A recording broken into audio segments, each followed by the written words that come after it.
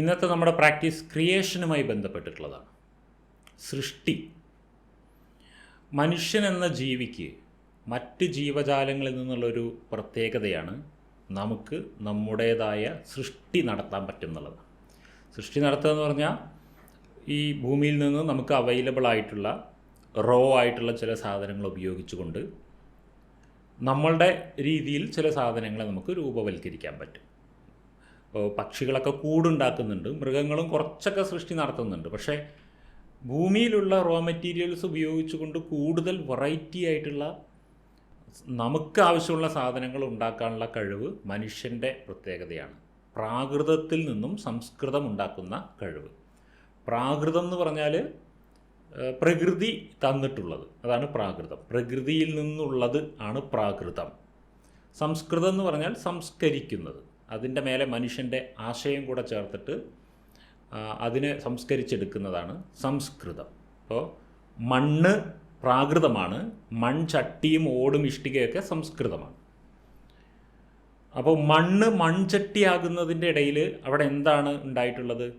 മണ്ണ് എന്ന raw material മണ്ണിനെ ചട്ടിയാക്കുന്ന മൺചട്ടി നിർമ്മാണ പ്രവൃത്തി ചെയ്യുന്ന വ്യക്തി എന്ന മനുഷ്യൻ, ഈ മനുഷ്യൻ്റെ കയ്യിലെ കൗശലം അല്ലെങ്കിൽ ആശയം, മനുഷ്യൻ്റെ കയ്യിലെ ആശയത്തെ ഈ മണ്ണെന്ന് പറയുന്ന റോ മെറ്റീരിയലിലേക്ക് കൊടുത്തപ്പോൾ മൺചട്ടി ഉണ്ടായി, അല്ലെങ്കിൽ ഓടോ ഇഷ്ടിക എന്ത് വേണമെങ്കിലും ഉണ്ടായി. അപ്പോൾ ഇതാണ് സൃഷ്ടിയുടെ രൂപരേഖ. സൃഷ്ടി ഇങ്ങനെയാണ് ഉണ്ടാക്കുക. ഒരു സൃഷ്ടിക്കണമെങ്കിൽ, എന്തെങ്കിലും സൃഷ്ടിക്കണമെങ്കിൽ അവിടെ ഒരു റോ മെറ്റീരിയൽ വേണം, ഒരാശയം വേണം, അത് ചെയ്യുന്ന ഒരാളും വേണം. ഇങ്ങനെയാണ് ആ സൃഷ്ടി നടത്തുന്നത്. അപ്പം നമ്മൾ ചെറുപ്പത്തിലൊക്കെ വളരെ സൃഷ്ടി നടത്തിയിരുന്ന ആൾക്കാരായിരുന്നു. ചെറുപ്പം മുതൽ നമ്മൾ പലതിനെയും പലതുമാക്കി മാറ്റാൻ ശ്രമിക്കുമായിരുന്നു, പ്രവൃത്തികൾ ചെയ്യുമായിരുന്നു. പ്രത്യേകിച്ച് പഴയ കാലത്തെ കുട്ടികൾക്ക് കളിക്കോപ്പുകൾ വാങ്ങാൻ കിട്ടില്ല, കളിക്കോപ്പുകൾ ഉണ്ടാക്കി കളിക്കുകയാണ് ചെയ്യുക. പന്ത്, ഓലപ്പന്ത് അല്ലെങ്കിൽ കടലാസ് പന്തായിരിക്കും. കളിപ്പാട്ടങ്ങൾ ഓല കൊണ്ടും കടലാസ് കൊണ്ടും ഒക്കെ ഉണ്ടാക്കുമായിരിക്കും. ഇങ്ങനെ സകലതും സ്വയം നിർമ്മിക്കുന്ന ഒരു കൾച്ചർ നമുക്കുണ്ടായിരുന്നു. ഇന്ന് നമ്മളായിട്ടൊന്നും നിർമ്മിക്കേണ്ടാത്ത അവസ്ഥയാണ്, ഒക്കെ നമുക്ക് മാർക്കറ്റിൽ നിന്ന് കിട്ടുന്ന അവസ്ഥയായി. അത് നമ്മളുടെ ബ്രെയിനിൻ്റെ വികാസത്തിനെ വളരെയധികം നെഗറ്റീവായി ബാധിക്കുന്നുണ്ട്. ഇതേപോലെ വേറൊരു കാര്യമാണ്, ഈ കുട്ടികൾക്ക് പണ്ട് അമ്മൂമ്മമാർ മടിയിലിരുത്തി കഥ പറഞ്ഞു കൊടുക്കുമായിരുന്നു. അപ്പോൾ കഥ പറയുമ്പോൾ അവർക്ക് റോ മെറ്റീരിയൽ മാത്രമേ കിട്ടുന്നുള്ളൂ, കഥ, തിരകഥ മാത്രമേ കിട്ടുന്നുള്ളൂ അവർക്ക്. കഥയെ അവരുടെ മനസ്സിൽ സിനിമോട്ടോഗ്രാഫി ചെയ്യുമായിരുന്നു.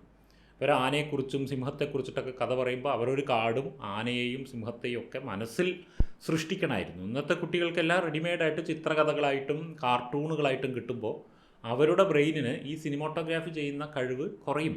അവരുടെ ബ്രെയിനിന് പണിയില്ല. റെഡിമെയ്ഡായിട്ടുള്ള സാധനങ്ങൾ യൂസ് ചെയ്യും തോറും നമ്മളുടെ മെയ്ഡ് ചെയ്യുവാനുള്ള കഴിവ്, നിർമ്മിക്കുവാനുള്ള കഴിവ് കുറയും. സ്വന്തം വസ്ത്രം സ്വയം ഉണ്ടാക്കി അണിഞ്ഞിരുന്ന കാലത്തെ ആളുകളെ പോലെയല്ല നമ്മൾ വസ്ത്രം പർച്ചേസ് ചെയ്ത് ഉപയോഗിക്കുമ്പോൾ. സ്വന്തം ഭക്ഷണം കൃഷി ചെയ്ത് പാചകം ചെയ്ത് കഴിച്ചിരുന്നവരാണ്. പിന്നെ കൃഷി ചെയ്യൽ പോയി, പോട്ടെ, പാചകം ചെയ്ത് കഴിക്കുന്നവരെങ്കിലും ആയിരുന്നു. ഇന്ന് അതും പോയി. സ്വിഗ്ഗി സൊമാറ്റോ ഒക്കെ നമുക്ക് ഭക്ഷണം കൊടുന്നു തരുന്ന അവസ്ഥയിലേക്ക് എത്തി. അപ്പോൾ നമ്മൾ നൈസർഗികമായിട്ടുള്ളൊരവസ്ഥയിൽ നിന്നും ഒരുപാട് മാറുന്നുണ്ട്. അത് നമ്മുടെ മനസ്സിനെ വളരെയധികം നെഗറ്റീവായി ബാധിക്കുന്നുണ്ട്. ഇതിന് ഒരു സൊല്യൂഷൻ നമ്മൾ എന്തെങ്കിലും ഉണ്ടാക്കുക എന്നുള്ളതാണ് അതിനുള്ള സൊല്യൂഷൻ.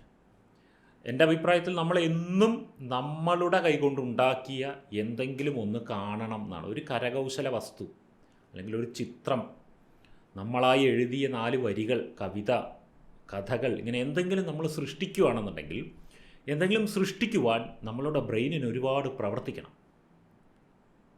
അത് പ്രാക്ടീസ്ഡ് ആവുന്നൊരു വ്യക്തിയുടെ തലച്ചോറിലെ ഈ സൃഷ്ടിപരമായ കോശങ്ങളുടെ ഭാഗങ്ങളിൽ വലിയ വികാസമുണ്ടാകും. അതിന് ഉതകുന്ന ഒരു പ്രാക്ടീസാണ് ഇന്നത്തെ മൈൻഡ്ഫുൾനെസ് പ്രാക്ടീസ്. ഇതൊരു നമ്മുടെ സൃഷ്ടിക്കൽ എന്ന വാല്യൂവിനെ ഇമ്പ്രൂവ് ചെയ്യുവാനും അതിൻ്റെ കൂടെ തന്നെ നമ്മുടെ മൈൻഡ്ഫുൾനെസ്, സന്തോഷം, ഇതൊക്കെ കീപ്പ് ചെയ്യാനും വേണ്ടിയിട്ടാണ്. എന്താ ചെയ്യേണ്ടത്? 2 ഓപ്ഷനുണ്ട്.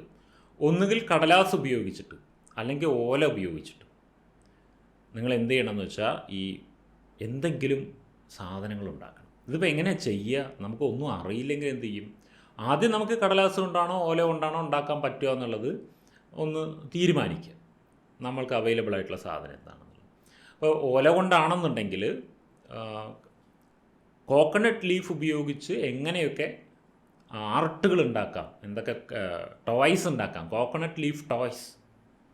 DIY വീഡിയോസ് ഒന്ന് യൂട്യൂബിൽ സെർച്ച് ചെയ്താൽ മതി, ഡു ഇറ്റ് യുവർ സെൽഫ്.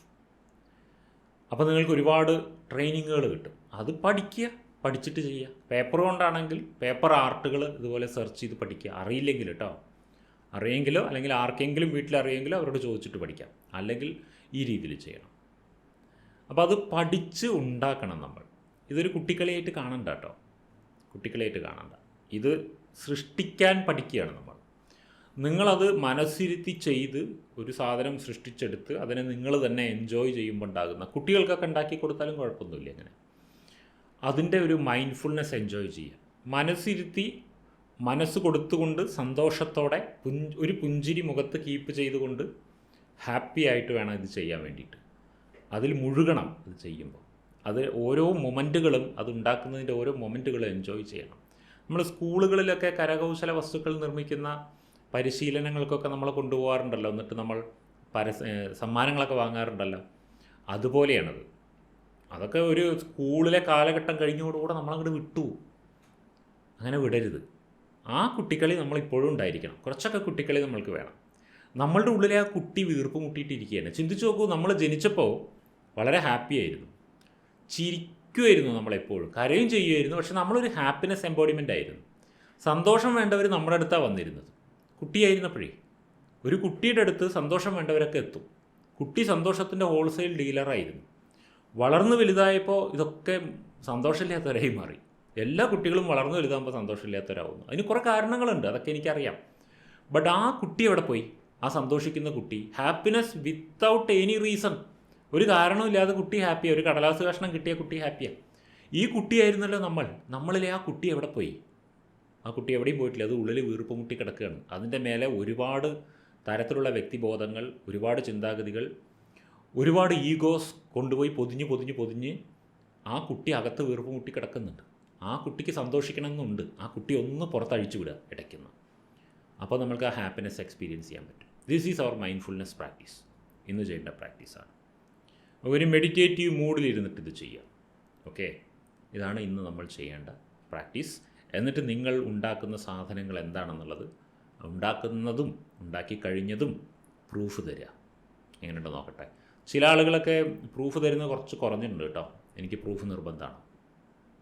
എന്നാൽ മാത്രമേ നിങ്ങളത് ചെയ്യുന്നുണ്ട് എന്ന് ഞാൻ അംഗീകരിക്കുള്ളൂ. അപ്പോൾ പറ്റുന്നതൊക്കെ, മനസ്സിൽ ചെയ്യേണ്ട സാധനങ്ങൾ പ്രൂഫ് തരാൻ പറ്റില്ല, മറ്റേതൊക്കെ പ്രൂഫ് തരണം എനിക്ക്. ഓക്കെ.